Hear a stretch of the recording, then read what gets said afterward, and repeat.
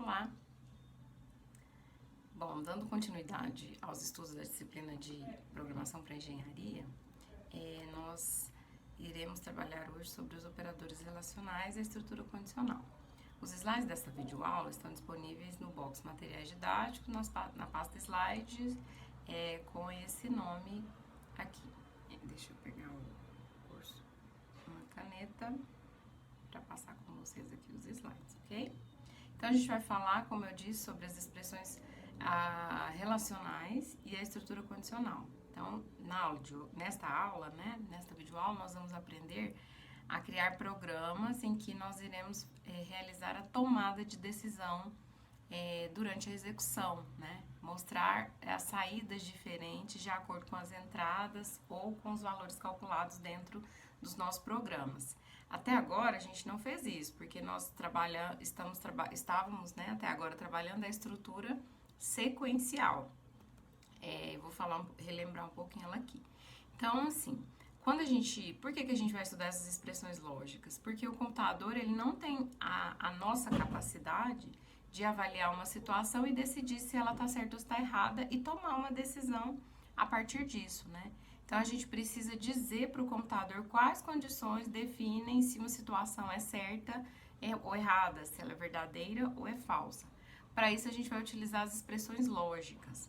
Então, a gente realiza comparações, na matemática, utilizando os operadores relacionais.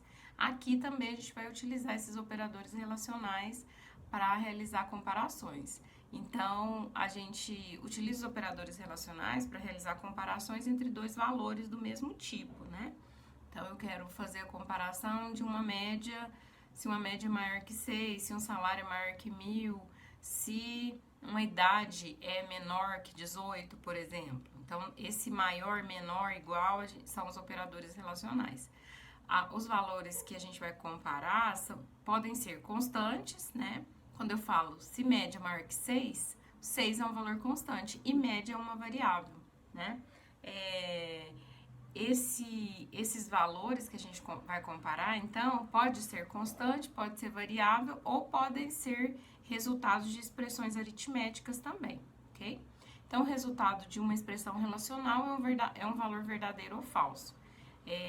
Então, sempre que a gente realizar uma comparação, a gente vai ter como resultado verdadeiro ou falso. Eu já vou falar como é que a linguagem C encara isso.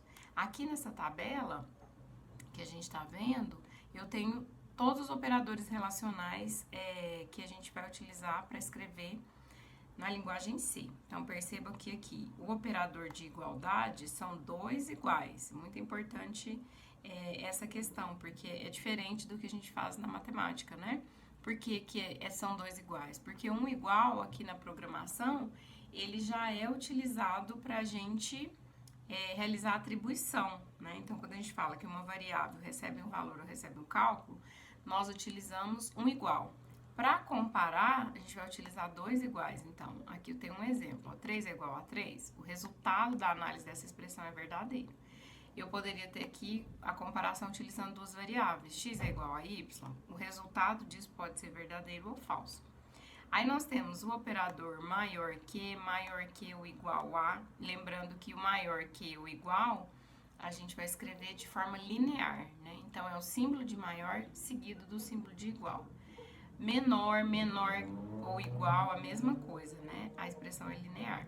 O operador da diferença, aqui a gente vai usar o símbolo exclamação igual. Então, são esses dois operadores, que a gente vai utilizar para representar a operação de diferença. Independente de qual operador relacional nós utilizarmos, a gente precisa ter em mente que o resultado da avaliação de uma expressão relacional, de uma expressão lógica, vai ser sempre verdadeiro ou falso, ok? Aqui é só um lembrete que a gente precisa tomar cuidado quando vai usar o operador de igualdade, Porque você pode cometer o erro e colocar só um igual. Isso não é detectado como erro na hora da compilação do seu programa. Então, o seu programa vai compilar, porém, na hora da execução, ele não vai executar de forma correta. Ele pode não apresentar os resultados corretos, ok? Então, a gente precisa tomar cuidado em relação ao uso do operador de igualdade. Então, o computador ele é capaz de avaliar uma expressão lógica e determinar se ela é verdadeira ou falsa, seguindo sempre critérios lógicos e nunca subjetivos, ok? Então, ele vai fazer a comparação baseada nos valores que as variáveis ou os valores que você incluiu na comparação gerar de resultado. E aí, a tomada de decisão do computador vai acontecer sobre valores lógicos, né? Só sobre valores verdadeiro ou falso. Para que serve, então, esse resultado que uma expressão relacional vai gerar para a gente? Ele serve para dar subsídio para a estrutura condicional. Então, a estrutura condicional, ela vai permitir ao computador tomar uma decisão, né? Que dependerá da avaliação de uma expressão. Então, a gente vai escrever operações lógicas, expressões relacionais, o resultado delas serão valores verdadeiro ou falso. A estrutura condicional vai se executar baseado nesses valores. Então, a estrutura condicional ela é muito importante em programação de computadores, pois ela permite ao computador executar um ou mais comandos somente se uma condição for verdadeira ou se essa condição for falsa, ok? Qual condição, qual expressão que a gente vai escrever? Depende do problema que a gente precisa resolver, né? Cada problema vai trazer uma situação. Aqui nós temos dois cenários, ó. Por exemplo, quando você digita uma senha errada em um site de um banco, por exemplo, e o programa diz que sua senha está errada, naquele programa está sendo utilizada uma estrutura condicional. Por quê? Porque a senha, ele fez uma comparação com a senha que você digitou e a senha que estava armazenada, cadastrada anteriormente. Se essas senhas não forem iguais, o sistema emite uma mensagem de senha incorreta. Se a senha estiver correta, ele libera o seu acesso ao sistema. É o que acontece quando a gente utiliza o nosso ambiente virtual de aprendizagem, né? Vocês informam o CPF e uma senha. Essas duas informações precisam estar corretas para que seu acesso seja liberado. Caso uma das duas não esteja correta, o que o sistema faz? Ele emite uma mensagem e não permite que você faça o acesso, né? Outro cenário, por exemplo, quando você tenta sacar um valor, né, num caixa eletrônico, e você pede para sacar um valor maior que o seu saldo, o computador também vai emitir uma mensagem para você, indicando que o seu saldo é insuficiente, né? E aí você tem a opção de refazer a operação, enfim. Então, só para mostrar para vocês que cotidianamente nós interagimos com sistemas que utilizam estrutura condicional. Por isso que eu falei anteriormente que essa estrutura ela é muito importante, ok? Então, a estrutura condicional ela vai fazer com que a gente consiga programar de forma que o nosso sistema faça a tomada de decisão. Até agora, a gente utilizou a estrutura sequencial, né? Onde a gente tinha esse cenário aqui, ó. Uma instrução seguida da outra. Perdi o cursor, achei. Nós tínhamos aqui uma instrução seguida da outra. Todos os comandos que a gente incluía no nosso programa eram executados de cima para baixo, da esquerda para a direita. Então, aqui tem um exemplo. Eu coloquei aqui um programa em que a gente vai calcular uma média. Então, eu fiz a leitura da nota 1, a leitura da nota 2. Tem até um erro aqui nesse código. Tá faltando aqui um E comercial, né? Isso aqui já era um erro de execução. Nós vamos implementar esse código, depois eu vou corrigir. Calculou a média, mostrou a média e pronto, fechou o programa. O que esse programa fez com essa média que foi calculada? Ele simplesmente mostrou o resultado da média, mas ele não chegou a nenhuma conclusão a partir dessa média. Então, esse programa, por exemplo, poderia ter apresentado uma mensagem indicando se com essa média o aluno ele está reprovado ou se ele está aprovado, ok? Nós vamos fazer esse exemplo daqui a pouquinho. Então, isso aqui é a estrutura sequencial. Na estrutura condicional, a gente vai conseguir permitir que um grupo de comandos seja executados caso alguma condição lógica seja verdadeira, caso alguma expressão lógica resulte em verdadeiro. Caso a condição seja falsa, o computador pode executar outro bloco de comandos, que seria o caso do resultado da média, né? Quando o aluno tem média maior que 6, por exemplo, no caso da UEG, o resultado dele, né, final é aprovado. Se o aluno tem média menor que 6, ele está reprovado na disciplina, ok? Então, o comando que é utilizado para criar a estrutura condicional, nós chamamos de se, então, se não, né? Na linguagem C, ele é mais enxuto, é o comando if, else, que é basicamente a tradução do se e do se não, ok? Então, vamos ver agora como é que é a estrutura desse comando. Então, a gente vai incluir dentro dos nossos programas o if. Então, o if é o comando que define que um teste irá ser realizado. Onde que a gente vai colocar esse teste? Entre parênteses, obrigatoriamente, né? Logo à frente do if, a gente vai abrir parênteses.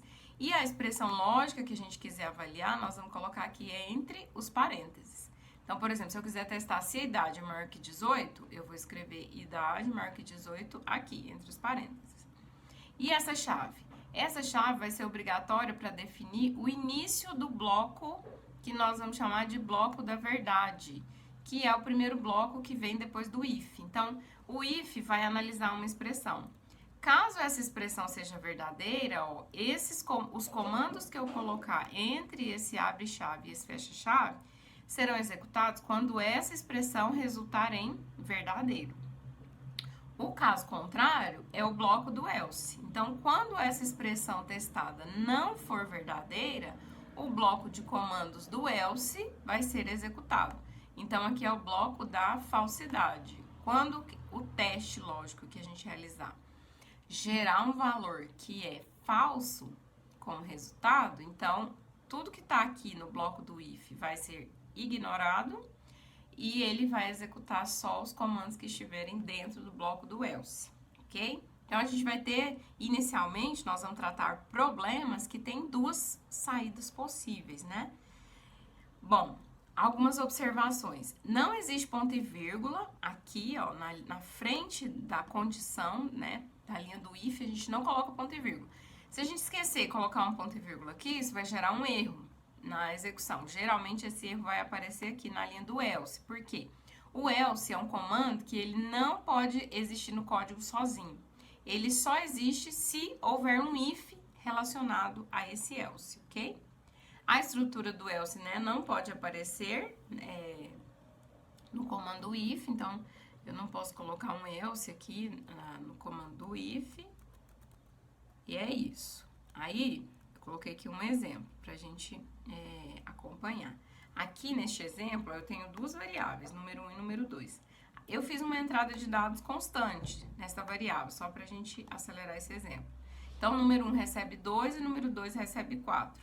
Aqui nesse if, eu estou fazendo um teste que é comparar se if número 1 é igual a número 2.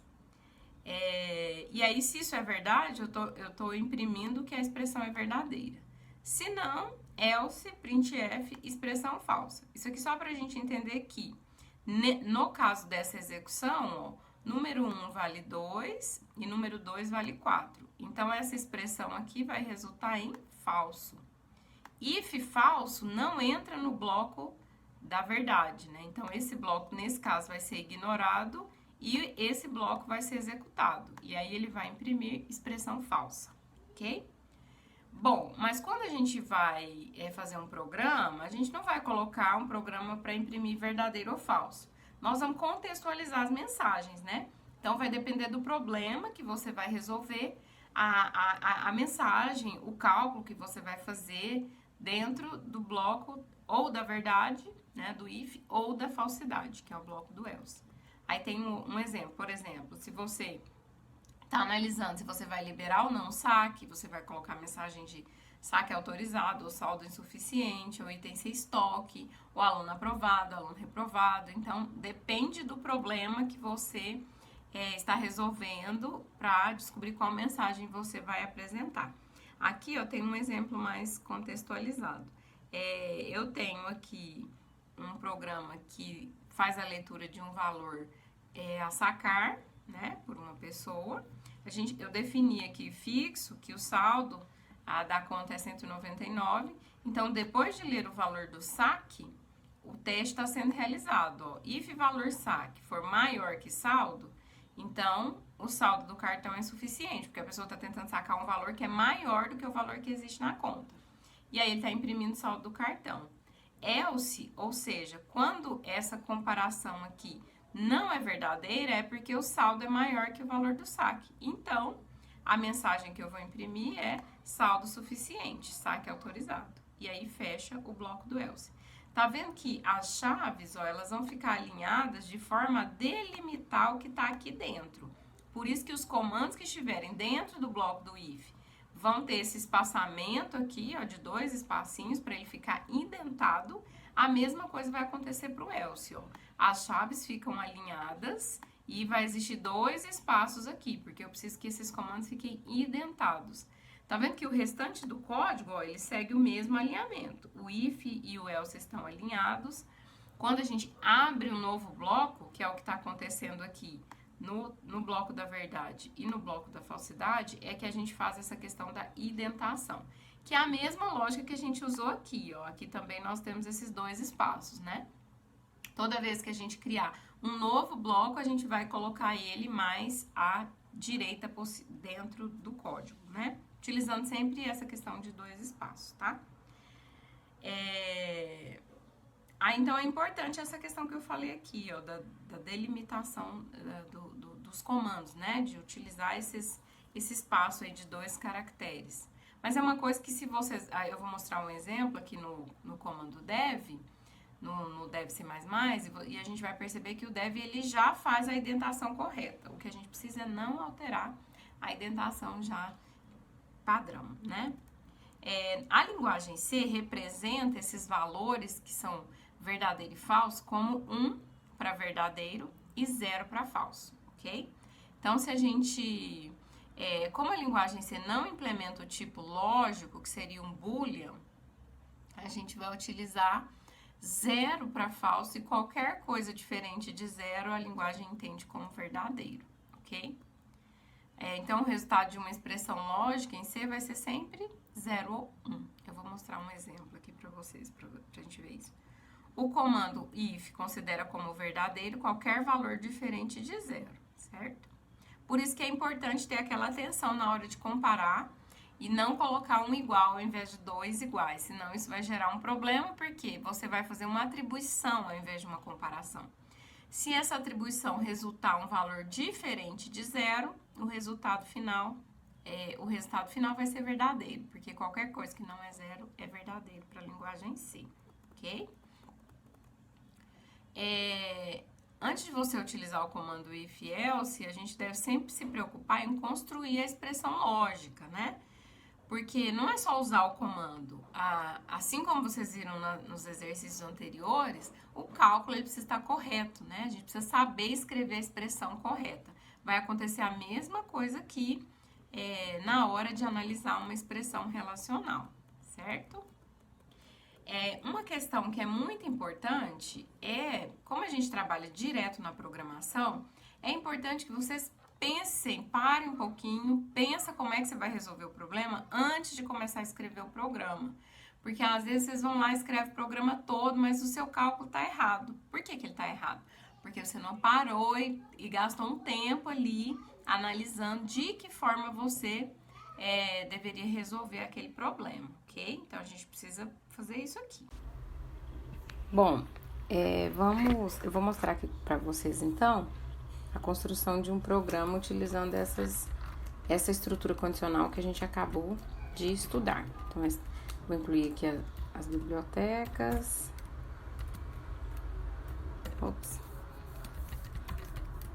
Vou incluir a locale.h. Então, vamos lá.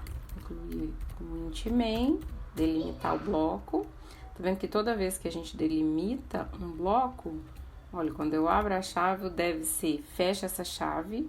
Quando eu dou enter, o cursor ele já fica no local correto. Então, set locale.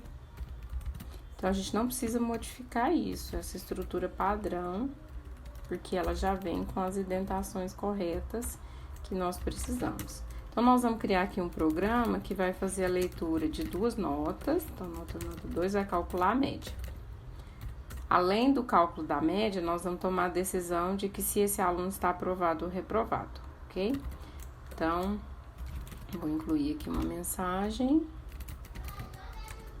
digite 2 notas. Fazer a leitura dessas.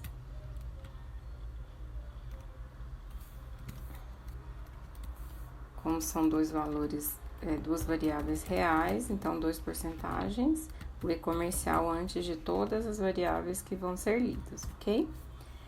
O próximo passo é fazer o cálculo da média. Então, média vai receber, como nós vamos considerar o cálculo da UEG, então nota 1 vezes 2, a média ponderada, nota 2 vezes 3. Os parênteses aqui tanto faz, ok? Parênteses não, desculpa, os espaços. Por exemplo, eu não coloquei aqui, eles poderiam existir ou não. Bom, nós vamos mostrar o resultado dessa média, que era o que nós fazíamos até agora. Então, média, porcentagem, ponto 2, para mostrar só duas casas após a vírgula. Fora das aspas, eu vou incluir a variável. Ok. Agora, como a gente acabou de estudar a estrutura condicional, então eu vou fazer um teste com essa média. Então, if, vou escrever aqui uma expressão relacional. If média maior ou igual a 6, o que eu vou mostrar de saída? Aqui o delimitador de bloco errado. É a chave. Ó, abri chave, ele fechou para mim, eu dou enter, o cursor vai para o local correto. Então, aqui eu vou imprimir a mensagem de aluno aprovado. Ok? Beleza, esse é o bloco da verdade, o bloco que vai ser executado quando esta condição aqui for verdadeira. Agora eu vou incluir o bloco do else, que é o senão, é o bloco da falsidade. Então, quando a expressão média maior ou igual a 6 for falsa, eu quero que a mensagem impressa seja aluno reprovado. Por isso que eu falei lá nos slides que a mensagem vai depender do problema que você está resolvendo. Então, return 0, fechamos esse programa. Vamos executar ele aqui. Por exemplo, testar. Bom, vou informar aqui uma nota que vai aprovar um aluno. Então, uma nota 1, 5 e nota 2, 8. A média é 6,8 e o aluno está aprovado. Vou fazer um outro caso de teste, onde eu tenho uma média 5,4.